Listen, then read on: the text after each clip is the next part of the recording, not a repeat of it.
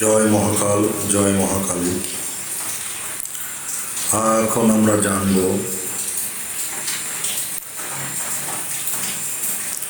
মহালয়া ও দুর্গাপূজা কেন করা হয়। মানব জীবনের মিল। মহালয়া এবং দুর্গাপূজা হিন্দু ধর্মের একটি অত্যন্ত গুরুত্বপূর্ণ ধর্মীয় আচার।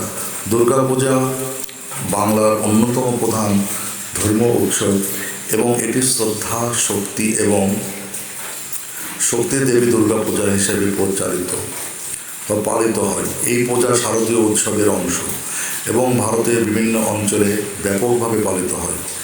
বিশেষ করে পশ্চিমবঙ্গ, বিহার, উড়িষ্যা, অসম এবং বাংলাদেশে মহালয়া দুর্গা পূজার সূচনা দিনে পালন করা হয় এবং এই দিনটি দুর্গার আগমনের বার্তা নিয়ে আসছে।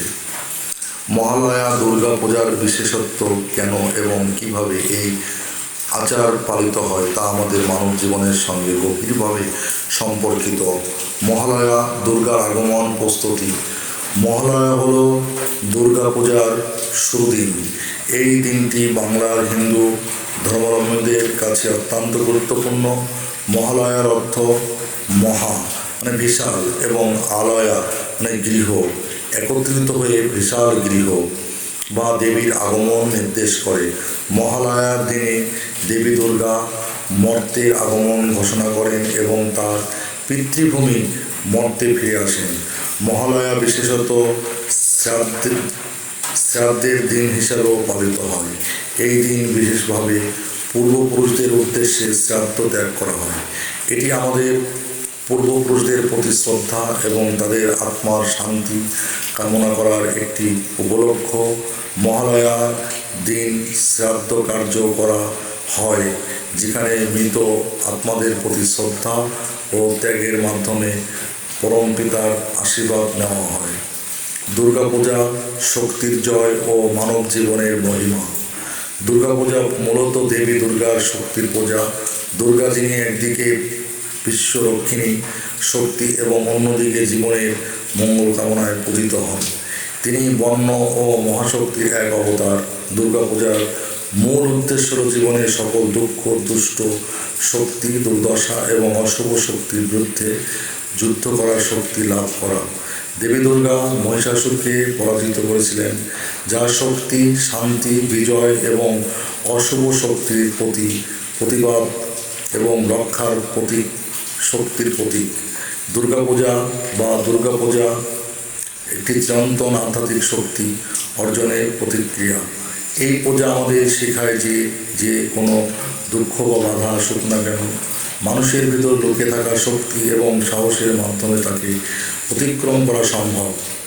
মহালয়া ও দুর্গাপূজার মধ্যে মানব জীবনের মিল। মহালয়া ও দুর্গাপূজার মধ্যে একটি গভীর সম্পর্ক রয়েছে মানব জীবনের সাথে। জীবনের সংকট এবং শক্তি অর্জন। দুর্গাপূজা একটি চিরন্তন প্রতীক শক্তির পুনরুত্থান। মানব জীবনে যখন আমরা সংকটে, দুঃখে অথবা হতাশায় পড়ে যাই, তখন দুর্গা পূজার মাধ্যমে শক্তির অনুসন্ধান করা হয়। মহালয়া দুর্গা আমাদের জীবনে আসা সকল বাধা কাটিয়ে ওঠার শক্তি, সাহস দান করে। পূর্বপুরুষদের সম্মান। মহালয়ার দিনে পূর্বপুরুষের শ্রাদ্ধ করা হয়, যা আমাদের জীবনে অতীতকে সম্মানিত করে। এই আচার আমাদের মনে করিয়ে দেয় যে আমাদের জীবনের শুরুটা আমাদের পূর্বপুরুষের আদর্শ, পরিশ্রম এবং সংস্কৃতির মাধ্যমে হয়েছে।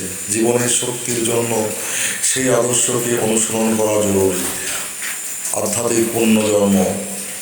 মহালয়া এবং দুর্গাপূজা মানব জীবনে আধ্যাত্মিক পূর্বজন্মের প্রতীক, পুনর্জন্মের প্রতীক। দেবী দুর্গার আগমন, নতুন শক্তির সূচনা এবং মহালয়ার দিন থেকে দুর্গাপূজা শুরু হয়ে আমাদের জীবনকে এক নতুন দিশা দেয়। জীবনে নানা দিক থেকে পূর্বজন্মের মতো অনুভূতি আসে এবং আমরা আগের অন্ধকার বা সমস্যা থেকে বেরিয়ে এসে এক নতুন পথে চলতে শুরু করি। শক্তির বিরুদ্ধে প্রতিবাদ। দুর্গাপূজার গল্পটি আমাদের শেখায় যে শক্তির বিরুদ্ধে প্রতিবাদ এবং অশুভ শক্তির পরাজয় মানব জীবনে এক গুরুত্বপূর্ণ দিক। আমরা যখন জীবনে নানা দুঃখ এবং বাধার মুখোমুখি হই, তখন আমাদের ভিতরে শক্তিকে জাগিয়ে তোলা এবং সেগুলির বিরুদ্ধে লড়াই করা জরুরি। মহালয়া এবং দুর্গাপূজার আচার সেই শক্তি এবং সাহসের প্রতি নির্দেশনা দেয়। উপসংহার: মহালয়া এবং দুর্গাপূজা শুধু ধর্মীয় আচার নয়, এটি মানব জীবনের গভীর তত্ত্বের প্রতিফলন। মহালয়া দেবী দুর্গার মর্তে আগমনের দিন, যেখানে পূর্বপুরুষদের স্মরণ করা হয়, আর দুর্গাপূজা একটি শক্তির এবং জীবনের মহিমা সৃষ্টির প্রতীক। এই পূজা আমাদের শেখায় যে যতই সমস্যা আসুক না কেন, জীবনের সব বাধা অতিক্রম করার শক্তি আমাদের ভিতরেই রয়েছে। জয় মহাকাল, জয় মহাকালী। আমরা সবাই একসঙ্গে বলি, জয় মহাকাল, জয় মহাকালী। ভিডিওটা দেখে যদি আপনাদের ভালো লাগে তাহলে অবশ্যই লাইক, কমেন্ট, শেয়ার করতে ভুলবেন না। জয় মহাকাল, জয় মহাকাল।